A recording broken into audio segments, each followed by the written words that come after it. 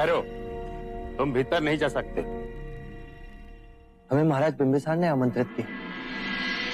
इस समय वो रंग भवन में, और किसी को वहां जाने की अनुमति नहीं। पर उन्होंने हमें स्वयं आमंत्रित किया है मित्र। तुम्हारा परिचय?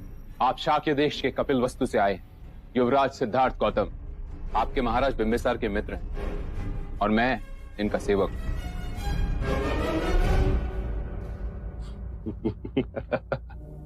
युवराज, और आप, हम कैसे मान लें? कहिए, क्या प्रमाण दें हम आपको? क्या तुम्हारे पास आमंत्रण पत्र है? नहीं, इस समय तो नहीं। तो क्या तुम्हारे पास अपने राज की कोई मोहर है? नहीं, इस समय तो वो भी नहीं। तो फिर महाराज से मिलना भी नहीं हो सकता। हाँ, पर मेरे पास उनकी मित्रता की मोहर अवश्य है। ये मगध नरेश से मेरी मित्रता का प्रतीक है। देखते ही पहचानने की।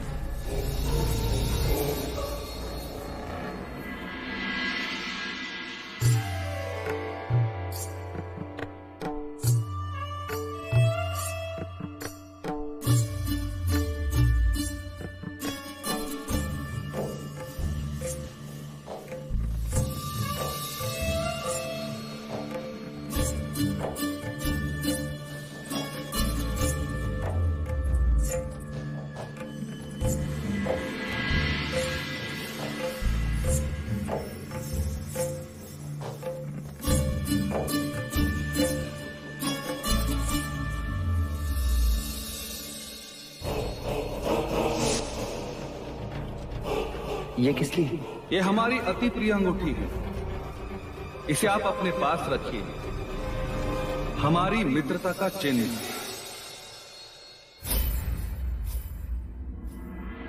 युवराज सिद्धार्थ आए हैं।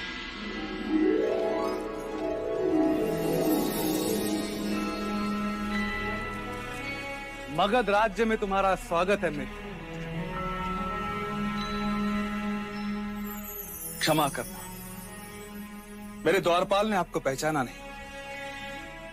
इसमें इनका कोई दोष नहीं। हमारी दशा ही ऐसी कि दर्पण भी पहचानने से मुख मोड़। महाराज शुद्धोदन और कपिल वस्तु दोनों कुशल तो है? जी महाराज। युवराज, क्या आपके वस्त्र को क्या हुआ? वो हम पूरब के मार्ग से आए, इसीलिए। पूरब के मार्ग से? क्या आप उन पहाड़ों से उतर कर आए हो?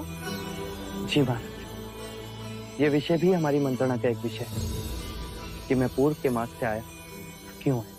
मंत्रणा विस्तार से होगी। प्रथम भीतर चलिए, पहाड़ों की थकान दूर कीजिए। मंत्री से कहो अतिथि कक्ष की व्यवस्था की जाए, और जब तक युवराज सिद्धार्थ यहाँ है, हम किसी अन्य से नहीं मिलेंगे। आइए। कुछ अतिथि महल के होते हैं और कुछ हृदय के। तो बांदुल आपका रास्ता रोके खड़ा था, इसी कारण आपने पूरब का मार्ग अपनाया। वाह, बड़ी चतुराई दिखाई आपने। अब वो आपका मार्ग में प्रतीक्षा कर रहा है और आपसे हाँ मेरे साथ। युवराज, यदि मुझे पहले पता होता तो मैं अपने सैनिकों को आपको लेने के लिए कपिलवस्तु भेज देता। सैन्य दल तो मेरे साथ भी था महाराज। बांदुल का सामना हम सरलता से करते और उसे पराजित भी करते, परंतु मैं युद्ध नहीं चाहता था। अकारण ही दोनों ओर के सैनिक अपने प्राण क्यों खोएं? और मेरा आपसे मिलने का यही एक कारण, मैं शांति चाहता हूं। कोई किसी से ना लड़े, सारी प्रजा सुख और शांति से जी। युवराज, आपके विचार तो अति उत्तम है। इसके लिए आपने क्या सोचा? शाक्य देश से रोहिणी नदी बहती है, जिस पर मैं सेतु बनवा रहा हूं, जो पूर्व की चट्टानों को जोड़ेगा, जिसको चीरते हुए मार्ग मगध तक पहुंचेगा। इस मार्ग के उपयोग से आपका लोहा पश्चिमी देशों और उत्तर भारत तक पहुंचाया जा सकता है। इस समय आप व्यापार कौशल के मार्ग द्वारा करते हैं, जिससे आपके प्रवास में दिन भी अधिक लगते हैं और जगह जगह भारी चुंगी भी देनी पड़ती है। यदि आप हमारे शाक्य के मार्ग से व्यापार करेंगे तो आपका समय भी बचेगा और आपको चुंगी भी एक ही बार देनी पड़ेगी, वो भी मित्रता के नाम पर। और आपसे हमारी मैत्री संधि के कारण कौशल नरेश प्रसन्नजीत हम पर आक्रमण नहीं करेंगे। और कौशल आपसे युद्ध नहीं करते क्योंकि वो आपके संबंधी। और वैशाली गणतंत्र के साथ आपके और हमारे विचारधारा मेल खाती, तो उससे चारों देशों में शांति बनी रहेगी, सभी सुखी होंगे, युद्ध और ईर्ष्या का अंत होगा और शांति का उदय। मैं आपसे प्रश्न पूछ सकता हूं? जी। क्या मैं आपका शीश चूम सकता हूं? अवश्य।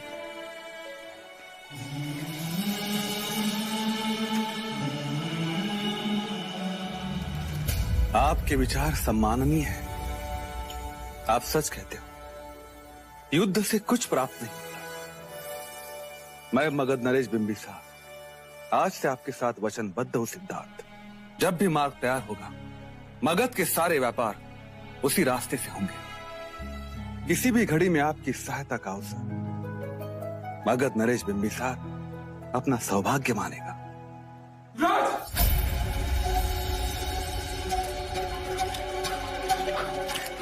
मगध नरेश और युवराज की जय हो। क्या हुआ रेख? युवराज, कौशल नरेश प्रसन्नजीत ने कपिल वस्तु पर आक्रमण कर दिया है।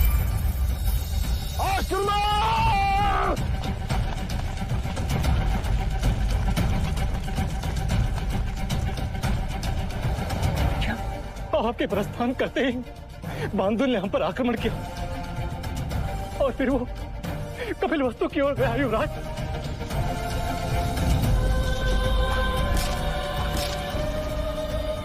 अर्थात आक्रमण दो ओर से हुआ है, एक ओर से प्रसन्नजीत, दूसरी ओर से बांदुल।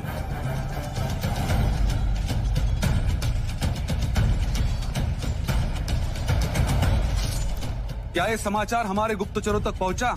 जी महाराज, ये सत्य है। कौशल ने अचानक से आक्रमण किया महाराज।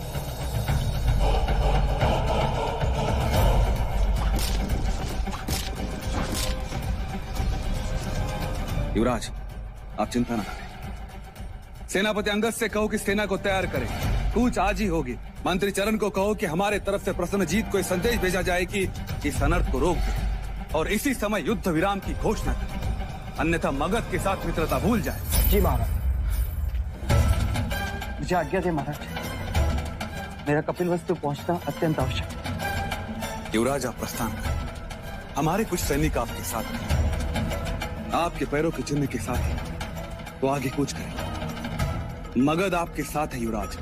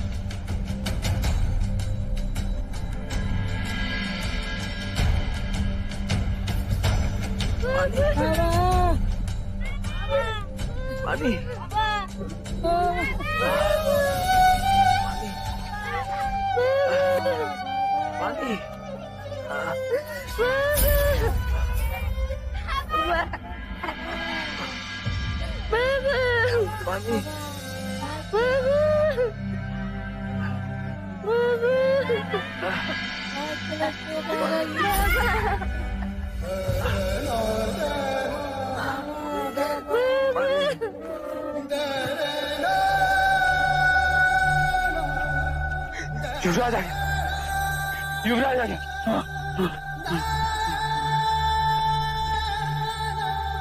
जो भी घायल मिले तुरंत उपचार के लिए लेके जाओ।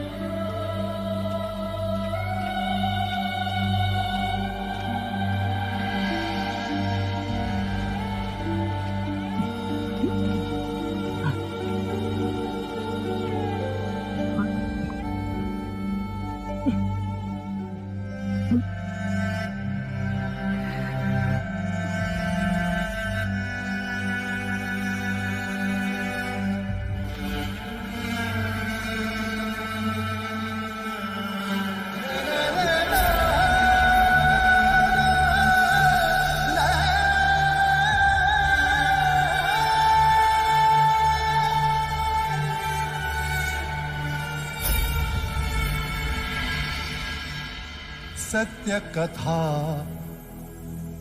पुरुषार्थ कथा, सुनो सुनो सिद्धार्थ कथा।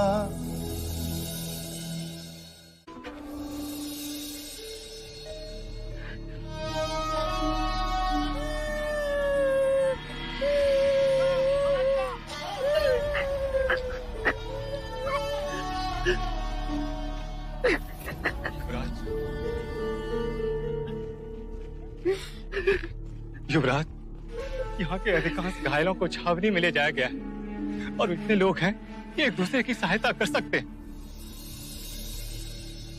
अब आप अपनों के समाचार लें। वो कैसे? अपनों के? यहाँ कौन पड़ा है? सभी तो अपने। आपको महल जाना चाहिए युवराज, वहां सबको आपकी आवश्यकता होगी। पता नहीं वहां का क्या हाल होगा। महाराज, महादेवी, गोपाल, राहुल, नहीं।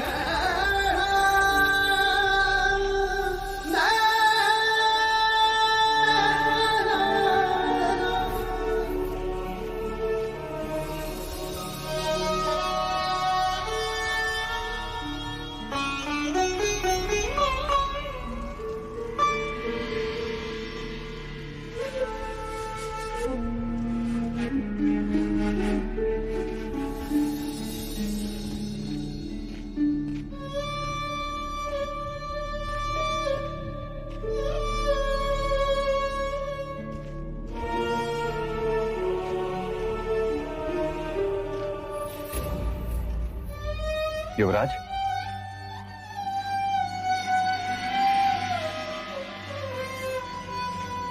सिद्धार्थ, काकश, ये सब तुम बताओ सिद्धार्थ, तुम कैसे हो? मार्ग में तुम्हारी बांदुल से मुठभेड़ तो नहीं हुई? नहीं काकश, मैं तो पहाड़ों के मार्ग से मगध पहुंचा था। यदि मुझे तनिक भी आभास होता है कि प्रसन्नजीत इस तरह से। सब कुछ अचानक हुआ युवराज। और वो भी 2 दिशाओं से आक्रमण। इसीलिए हमारी सेना बढ़ गई। शाक्यों की तलवारें अधिक नहीं थी, किंतु बलहीन भी नहीं थी। यदि आक्रमण एक और से हुआ था तो कौशल की पराजय निश्चित थी। हम सब तो साथ थे सिद्धार्थ, परंतु तुम अकेले, इसीलिए महल चिंतित था। आप तो जानते हैं काकाश्री, मैं युद्ध रोकना चाहता था, इसीलिए तो प्रस्ताव लेकर मगध गया था। वो तो महाराज बिंबिसार के संदेश के कारण प्रसन्नजीत रुक गया, अन्यथा। काकाश्री, माँ, काकी माँ, सब कहाँ हैं? सुरक्षित है, सारा महल सुरक्षित है सिद्धार्थ। और महाराज? सिद्धार्थ,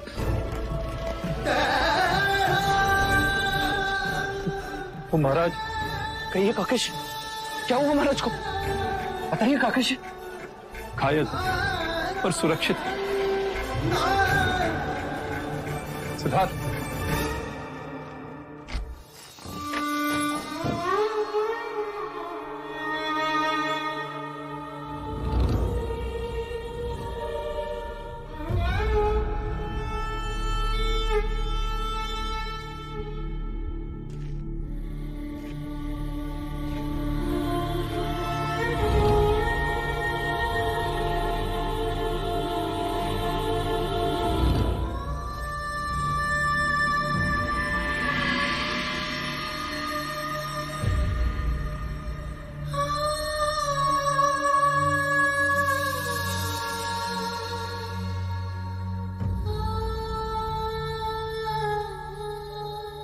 पिताश्री। युवराज, युवराज,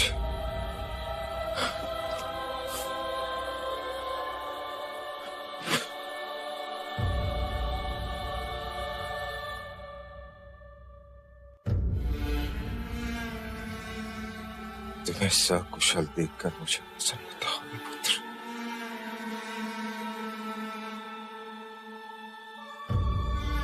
कपिल वस्तु का सम्राट सुरक्षित है। अब कपिल वस्तु फिर से अपने पैरों पर खड़ा हो जाएगा। अच्छा हुआ पुत्र की तुम यहां नहीं थे। पर तुम मुझे खेद कि मैं यहां क्यों नहीं था, अन्यथा मैं युद्ध होने नहीं देता पिताश्री। नहीं पुत्र, खेद तुम्हें नहीं, खेद मुझे है।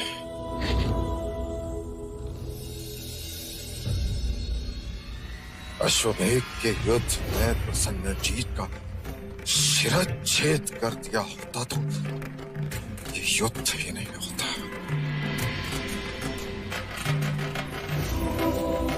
राजनीति में एक गलत निर्णय। वो निर्णय गलत नहीं था पिताजी। उस युद्ध में हमारी विजय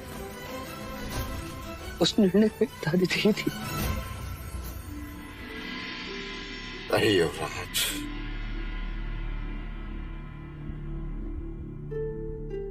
जिस तरह जंगल के प्राणियों की अपनी राजनीति है,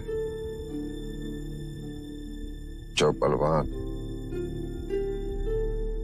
वही जीतता, उसी तरह राजनीति भी एक जंगल है। जो बलवान वही जीतता है। सांप पालतू नहीं होता, फिर भी पालो और काटे तो दोष सांप का नहीं, पालने वाले का होता है पुत्र, पालने वाले का होता है।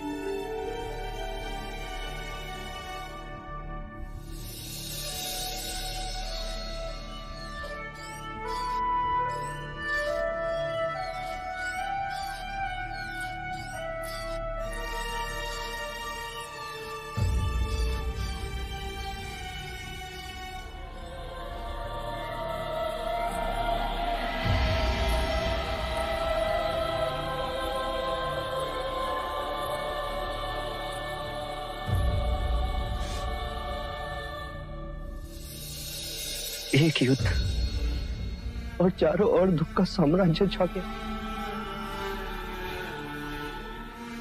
मनुष्य सोचता कुछ है और होता कुछ और है।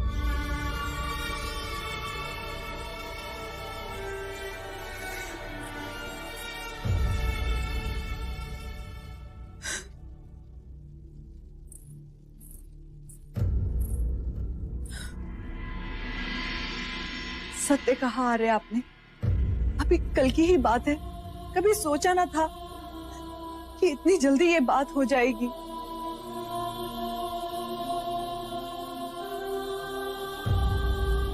आपने पूछा नहीं आर्य कि क्या हुआ?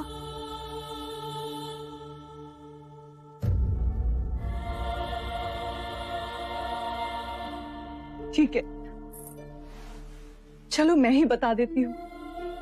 कल राहुल पहली बार घुटनों के बल चला और फिर रोने लगा। जब मैंने उसे पुकारा तो यूं हाथों के बल सर उठाकर मुझे देखने लगा और फिर हंस पड़ा।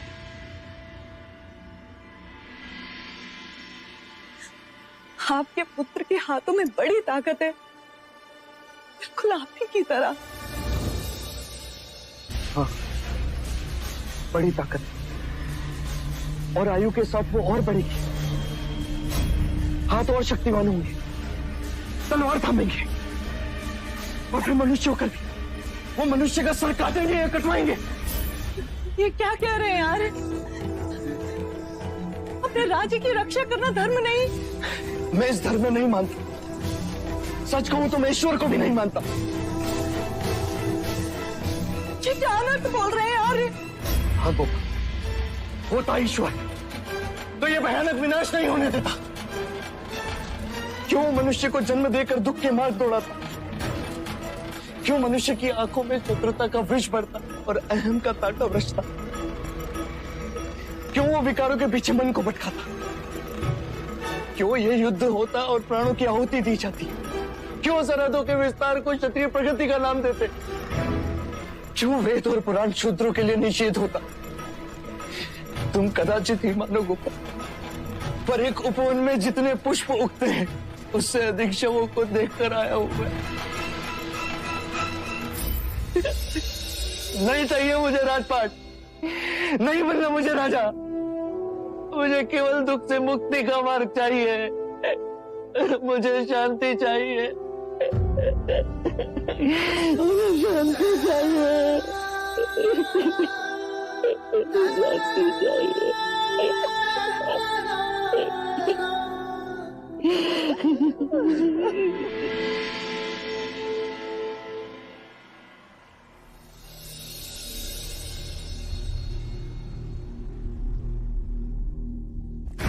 युवराज सिद्धार्थ पधार रहे हैं।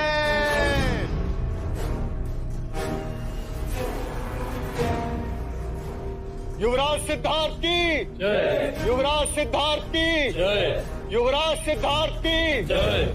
युवराज सिद्धार्थ की जय। युवराज सिद्धार्थ की जय। मुझे दुख है, जब आप सब लोग ये सह रहे थे तब मैं यहां उपस्थित नहीं था। क्षमा करें मुझे। इसमें दुखी होने की क्या बात है युवराज सिद्धार्थ? हमें तो प्रसन्नता है कि आप राजा बिंबिसार के यहाँ थे। हाँ युवराज, अब हम मगध नरेश की सहायता से उस प्रसन्न जीत का सर उसके धड़ से अलग कर देंगे।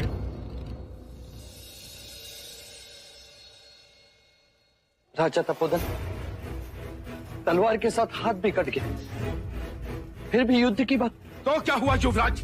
हम क्षत्रिय हैं, हम पूरा युद्ध करेंगे और इस बार युद्ध में हमारी पराजय नहीं विजय होगी। उस प्रसन्न जीत ने मित्र बनकर शत्रुता का काम किया है और शाक्य कभी धोखे को क्षमा नहीं करता। प्रसन्न जीत का तो शिष्य होकर रहेगा। शाक्य गणतंत्र की, शाक्य गणतंत्र की, शाक्य गणतंत्र की। फिर संहार, फिर रक्तपात, फिर प्रजा में हाहाकार, फिर नगर उद्ध्वस्त,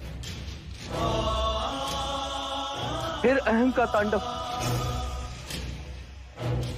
और मनुष्यता का परिहार। अपनी प्रजा, अपने माता पिता को घायल देखकर आपका रक्त नहीं खौलता, पीड़ा नहीं होती, शत्रु को समाप्त करने का क्रोध नहीं जागता। अवश्य आता है क्रोध, पर शत्रु पर नहीं, उसके भीतर जगी शत्रुता को समाप्त करने का जी चाहता है। हमें युद्ध से कुछ प्राप्त नहीं होता, ये जानते हुए भी, और पराजित होकर शाक्य जी नहीं पाते। उस बीते कल की सोच को बदलो, आने वाले कल के बारे में सोचो। सर्जन को सदियों लग जाते हैं और विसर्जन को एक पल। अपने विचार अपने तक ही सीमित रखिए युवराज। हमें अपना खोया हुआ स्वाभिमान वापस चाहिए।